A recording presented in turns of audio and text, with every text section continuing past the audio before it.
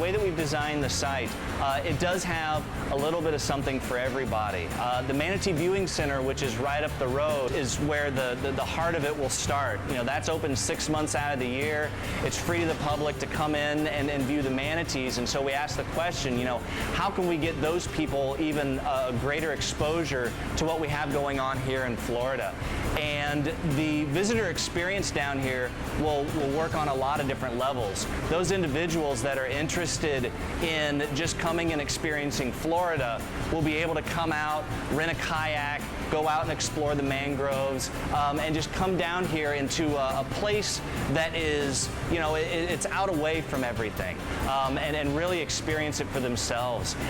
For the educational side, school kids will be able to come down and actually have, you know, lesson plans that will tie back into what they're learning about in the classroom, but they're going to learn about it within the environment, which, you know, every educational study shows that that's really how kids retain things. The Florida Aquarium partnered with TECO Energy and the Florida Fish and Wildlife, and without that partnership, none of this would be possible. The great thing is that between the three partners, we all bring something unique to the table. TECO was generous enough to provide the land for us, and is also going to be featuring sustainable energy sources here on site. Florida Fish and Wildlife is bringing their expertise in the local environment, as well as the ability to stock animals here. So the idea is that they'll have a snook or a redfish nursery here, and they'll be able to reintroduce those animals right out here in the bay. And then the Florida Aquarium brings the knowledge of being able to take care of animals within an environment like this. As a consortium of institutions, we all wanted to give back to the environment. And the concept behind it was, what can we do to impact wild populations? We have the greenhouse.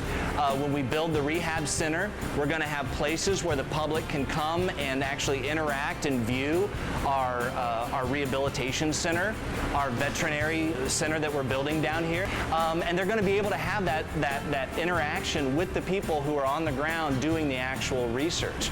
And the best news about all of it is that it will be absolutely free to anybody who wants to come down and experience it.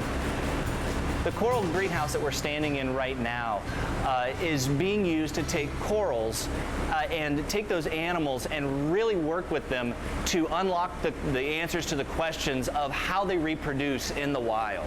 We're working with researchers from the University of Florida to help answer those questions, as well as taking spawn and bringing it into the lab, in other words, baby corals, and trying to get them to grow up here.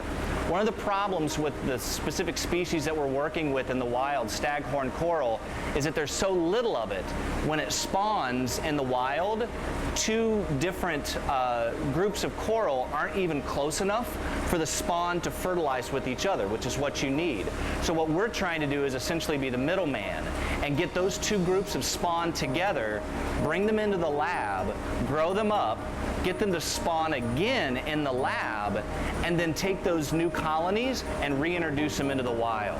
The other thing that we're doing here, which a lot of people don't think of, is that they usually think of coral as either an isolated animal or the structure for the larger ecosystem.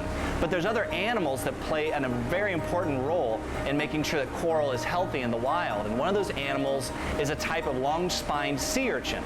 Back in the 80s, their populations were decimated by a disease. And because of that, the coral reefs have started to become overgrown with algae. And so what we're trying to do is spawn them here in the greenhouse and take those little baby urchins and reintroduce them back out to the reef to get rid of all the algae that the coral is having a difficult time with. Right now, our education center is being built, and that education center is going to be designed to service school children that come down here. The next building that we're building is our sea turtle rehabilitation center. That building will allow us to rehabilitate up to 50 sea turtles at a time, and give us the ability to do things with them, like give them deep water to make sure that they can swim and forage for themselves before being released back out in the wild. Every species of sea turtle is either threatened or endangered, And especially here in Tampa Bay, but also all around the world, they're what we consider a keystone species. So if you can monitor that species, that gives you a very good indication of how the larger environment is doing. So one of the advantages of being situated right here on Tampa Bay is that if we have researchers that want to go out and monitor the wild populations, there's a boat ramp right here, a boat, and they can, within a half an hour of deciding, hey, we want to go check out some sea turtles, go out and actually look at them in their natural environment. As a part of a larger consortium of AZA institutions, we touch over 180 million people a year. And if we can take the message of actual work that's being done in the field and be able to translate that to all of our visitors that come through the door, that's a very powerful message. And so this site in particular is the next evolution of that, to be able to take the small scale conservation efforts that we've been doing and really take them to the next level.